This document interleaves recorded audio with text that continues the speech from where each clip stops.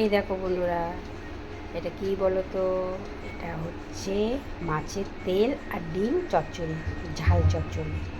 খেতে খুব ভালো লাগে। তবে কীরকমভাবে রান্না করেছি অবশ্যই তোমাদের সঙ্গে শেয়ার করব। তেলটাকে পরিষ্কার করে ধুয়ে একটা জুঁইয়ের মধ্যে রেখে দিয়েছি জল ঝরার জন্য। এদিকে জল ঝরছে মাছের তেলটা।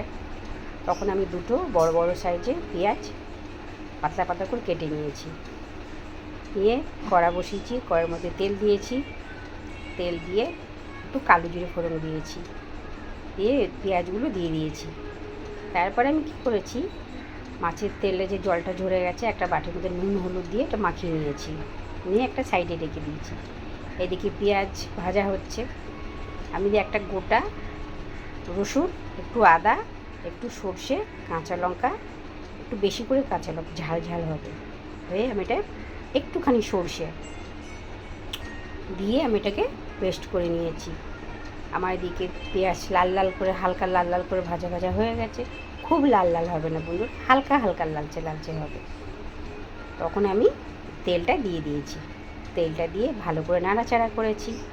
নাড়াচাড়া করে তারপরে আমি যে জল বেরিয়েছে, জলটা শুকিয়ে যাওয়ার পরে আমি যে মশলাটা করে রেখেছিলাম সেই মশলাটা ওর মধ্যে দিয়ে দিয়েছি। একটুখানি জল দিয়েছি বাটিটার মধ্যে, বাটিটা ধুয়ে ওর মধ্যে দিয়ে দিয়েছি। নুন দিয়েছি, হলুদ দিয়েছি, একটু সামান্য একটু লঙ্কার গুঁড়ো দিয়েছি। দিয়ে নাড়াচাড়া করে নামাবার সময় একটু গরম মশলা ছড়ে নাড়াচাড়া করে নামিয়ে দিয়েছি। তোমাদের কাছে যদি ধনে পাতা থাকে তো অবশ্যই তোমরা দিতে পারো, খুব ভালো লাগে।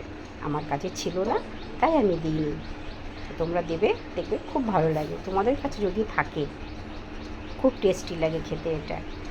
এই এই এই রান্নাটা হলে আর কোনো কিছুই লাগে না, মানে এটা দিয়ে সব ভাতটা খাওয়া হয়ে যাবে।